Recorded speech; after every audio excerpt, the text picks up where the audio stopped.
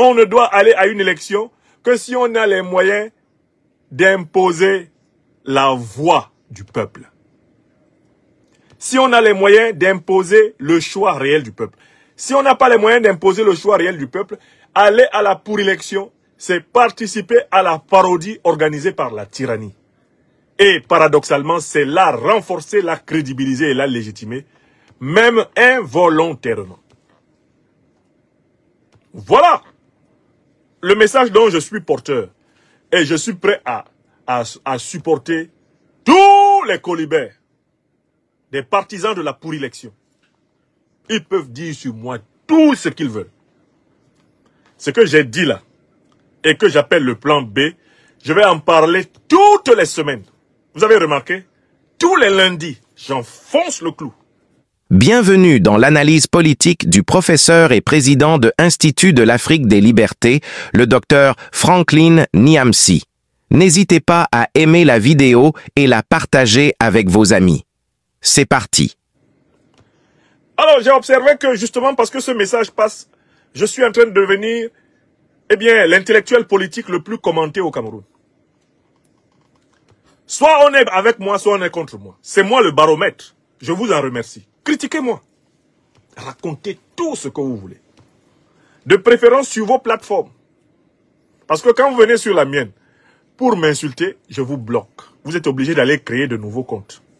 Et vous n'êtes pas si nombreux que ça. Vous venez sur la mienne, je vous bloque.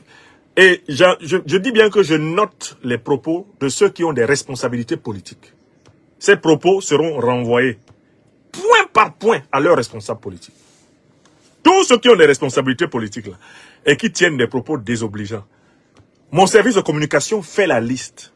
Et à un moment donné, le tarif va être redonné à vos responsables politiques respectifs. Avec moi, aucune parole proférée ne sort sans être tenue. Continuez. Mettez-vous à l'aise. Mais pour ceux d'entre vous qui êtes intelligentes, allons dans le débat de fond. Dites-nous comment une pour-élection ne va pas conduire le pays à une division plus forte qu'aujourd'hui. Puisque les différents candidats à la pour-élection, chacun va revendiquer un morceau de la pour-élection. Le candidat Biya ou le candidat de Biya va dire « j'ai gagné ». Le candidat du MRC va dire « j'ai gagné ». Le candidat du PCRN va dire « j'ai gagné ». Le candidat de l'UPC va dire « c'est moi qui ai gagné ». Peut-être même un outsider va s'élever. Non, on a mal compté, c'est moi. Comment on va organiser la mobilisation de ce peuple? Après l'avoir laissé se diviser entre les chapelles. Au lieu d'appeler ce peuple, de suspendre pour le moment la logique de chapelle et de résoudre préalablement la question de la souveraineté. Tant que nous ne sommes pas peuple souverain, nous ne pouvons pas clairement et librement choisir un président. Nous ne pouvons pas clairement et librement choisir des députés, des sénateurs. Tant que nous ne sommes pas un peuple souverain. Nous devons donc d'abord récupérer notre souveraineté. Notre souveraineté ne nous sera pas donnée par un homme. Elle nous sera donnée par nous-mêmes en tant que peuple. Et c'est en tant que peuple que nous avons organisé une transition pour bâtir des institutions authentiquement souveraines. Où est le mal dans cette histoire?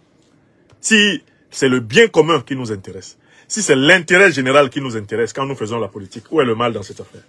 Le mal vient du fait que certains, malheureusement, estiment qu'on doit privilégier leur carrière politique à eux avant le bien commun de tous.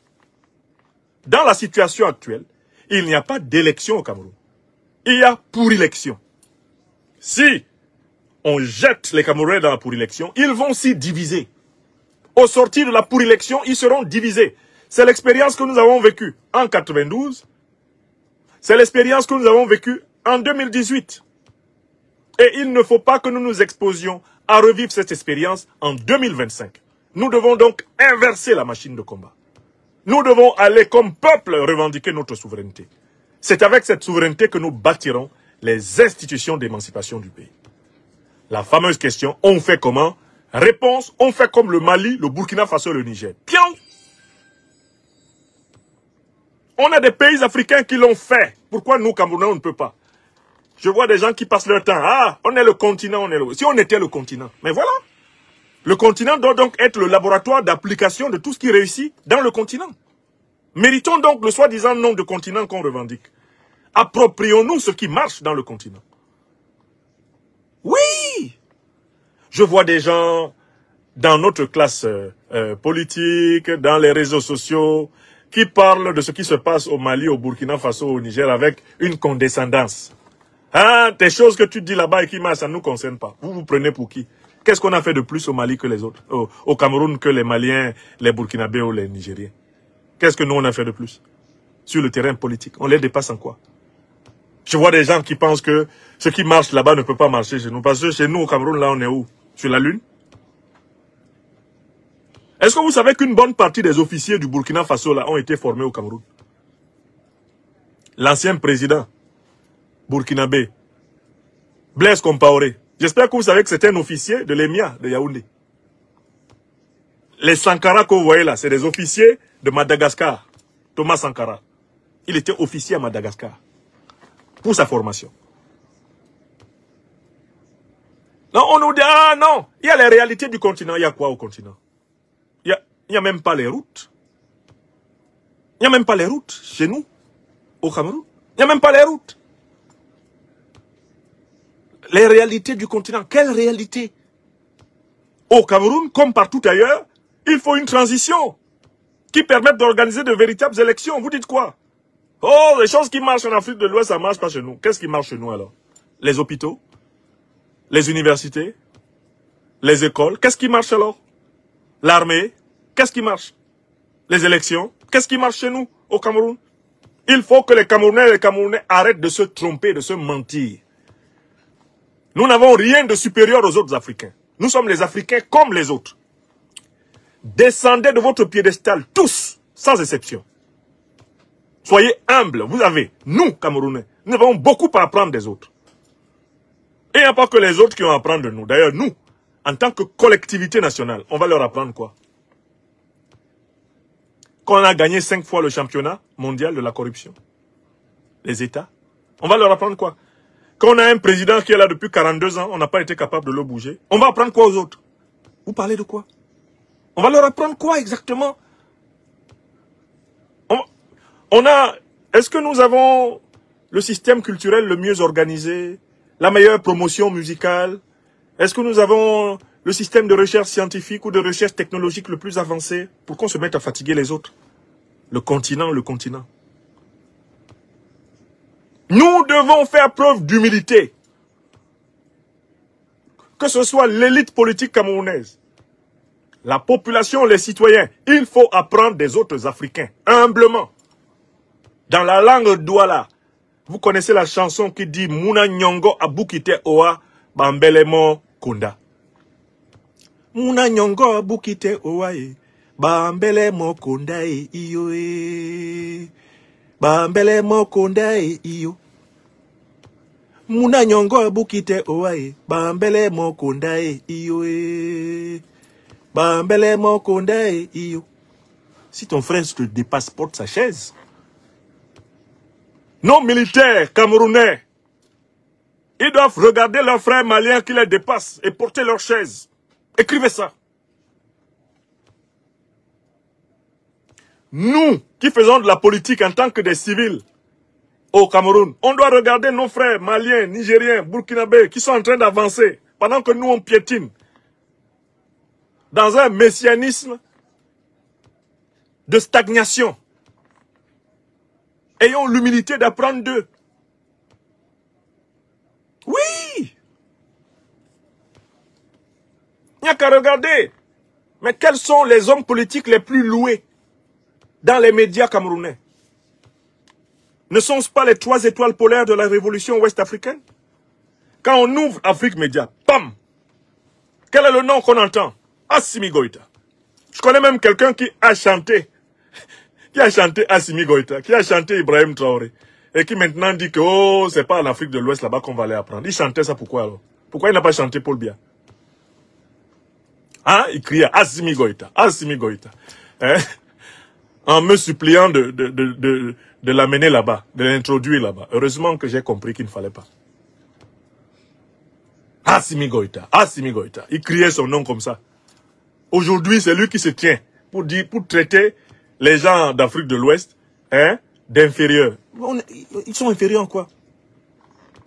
Est-ce qu'on s'est bien regardé même là, en Afrique centrale? Ils sont inférieurs en quoi? Ils sont en avance. En civilisation politique, l'Afrique de l'Ouest est en avance sur l'Afrique centrale. Et il faut dire ça aux gens d'Afrique centrale. On est là, on a des régimes politiques archaïques comme celui de Biya. Quand on ouvre Afrique Média, Vision 5, tout le monde est en train de louer. Ibrahim Traoré, Abdourahmane Tchani, Assimi Goïta. Et puis il y a des gens qui se lèvent pour dire, oh, ça c'est l'Afrique de l'Ouest. Nos dirigeants en Afrique centrale, là, les Obiang, les Bongo, Oligingema, Biya, là, Sassou Nguesso, ils aiment plus leur peuple qu'Assimi Goïta, Ibrahim Traoré et Tchani. Est-ce qu'il y a une comparaison? Voilà. Donc on arrête de vouloir personnaliser le problème camerounais. Ce n'est pas un problème personnel. C'est le problème de l'intérêt collectif. La révolution populaire est la solution collective. Si on attend la pour-élection, il n'y aura pas de révolution populaire. Il y aura des revendications sérielles, sectorielles, divisives. Et le pouvoir s'amusera à enfermer ces revendications dans des enclos ethniques. En disant, voilà, ce sont les ressortissants de telle région qui revendiquent pour leur président.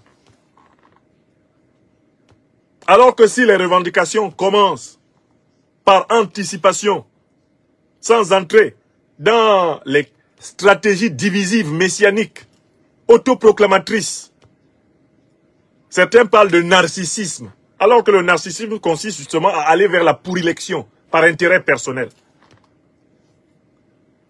Le narcissisme ne consiste pas à dire comme moi, considérons que nous sommes co-responsables de nous libérer ensemble. Ce n'est pas la responsabilité d'un seul d'entre nous, mais de nous tous.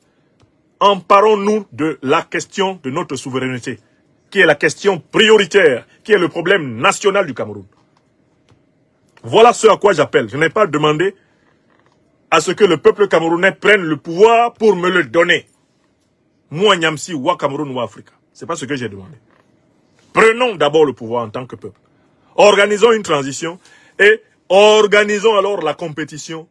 Eh bien, une compétition honnête, loyale, des filles et des fils du pays pour les différentes fonctions qui seront attribuées par la Constitution. Voilà tout ce que j'ai dit.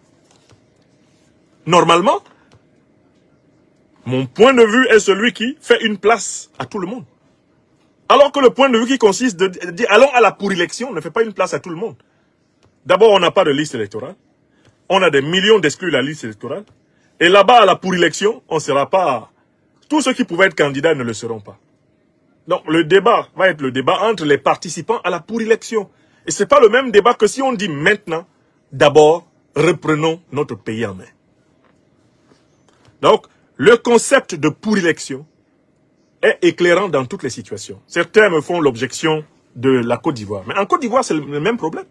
Vous pensez qu'on va appeler élection le machin d'octobre 2025 où Ouattara veut se présenter seul en excluant Gbagbo, en excluant Soro? En Côte d'Ivoire, il y a les listes électorales. En Côte d'Ivoire, là-bas, contrairement au Cameroun, il y a les listes électorales. L'opposition a la possibilité de voir un peu à quoi ça ressemble. D'accord? Mais même là-bas, ils excluent les seuls candidats qui peuvent les battre. Ce n'est pas une élection qui se prépare en Côte d'Ivoire, c'est une pour-élection. Et le peuple ivoirien n'a pas intérêt à aller à la pour-élection. Car la pour-élection conduit à la crise électorale, à la crise post-électorale, à la guerre civile, à la stagnation du pays dans la non-réconciliation. C'est la même position. Alassane Dramane Ouattara ne doit pas avoir le pouvoir d'organiser une pour-élection. Le peuple ivoirien doit être capable de l'interrompre. C'est la responsabilité du peuple ivoirien. Ce n'est pas pour Guillaume Soro, mon leader de GPS, ou pour, je ne sais pas, Laurent Gbagbo, président du PPACI. Ce n'est pas pour cela que ça doit être fait. C'est pour le peuple de Côte d'Ivoire. Parce qu'Alassane Ouattara est un usurpateur de souveraineté. C'est comme tel que le peuple ivoirien doit se dresser face à lui. Un voleur de souveraineté, comme Paul Biya. Voilà. Et on me pose la question, quels sont les bons modèles? Je recommence. Mali, Burkina Faso, Niger. Excellent modèle. Mais oui! Ce sont des pays africains. Comme la Côte d'Ivoire et le Cameroun le sont. Ce ne sont pas des pays africains. On ne voit pas comment ces pays-là sont en train de marcher fermement vers leur souveraineté. On voit les conséquences sur le terrain. On voit les changements, les transformations sur le terrain. Vous comprenez? Voilà le message. Et donc, je vais le marteler. Ne vous inquiétez pas, certains de mes amis. Ah non, il faut... Je ne laisse jamais. Quand moi, je suis convaincu d'être en train de servir ce que j'estime être la vérité, je ne possède pas la vérité. Mais je marche sur le sentier. Quand j'ai trouvé mon sentier, ne vous inquiétez pas pour moi. Tous les lundis, minimum, je martèle le message. Un livre supplémentaire va sortir. La République fédérale du 21e siècle camerounais. Je martèle le message. D'accord? Celui-ci était déjà sorti. Pour un nouveau leadership populaire camerounais. Je continue mon œuvre. C'est ça, un homme. Ce n'est pas parce que 2 ou 3 individus, abusant de faux comptes Facebook dans lesquels ils se présentent même souvent, avec des noms donnant l'impression qu'ils appartiennent à un autre groupe ethnique. Même qu'ils sont d'un autre pays. Il y en a même beaucoup qui sont cachés sous des noms étrangers. Et qui tout d'un coup viennent vous faire des objections sur ce qui se passe à Yaoundé.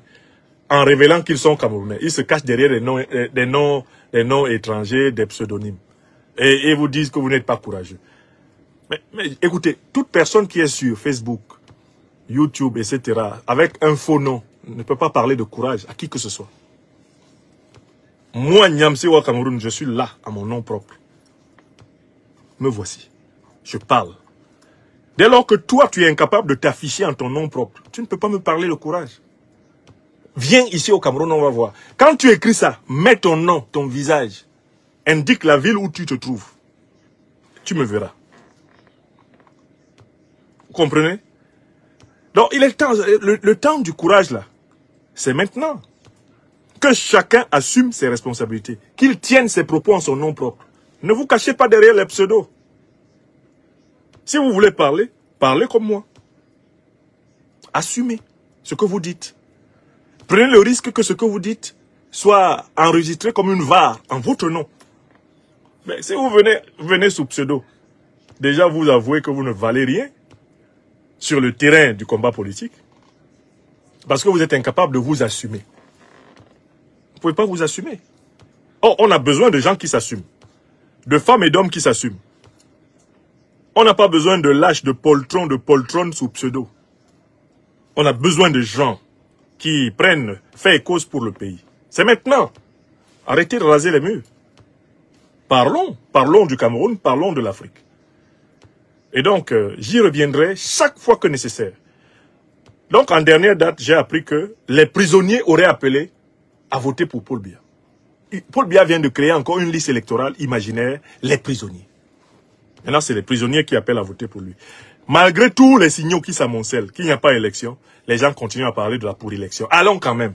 On va où? On va où? Vous savez qu'il n'y a rien. Il n'y a rien. Il n'y a pas élection en octobre 2025 au Cameroun. C'est de la foutaise. Vous avez compris? C'est de la foutaise. Il n'y a pas élection. Chers téléspectateurs, vous avez été les témoins privilégiés de cette analyse politique profonde et inspirante avec le Dr Franklin Niamsi. Maintenant, c'est à vous. Réagissez en commentaire, partagez vos réflexions et vos idées. Si cette vidéo vous a éclairé, n'hésitez pas à l'aimer et à la partager avec vos amis. Ensemble, nous construisons l'Afrique de demain.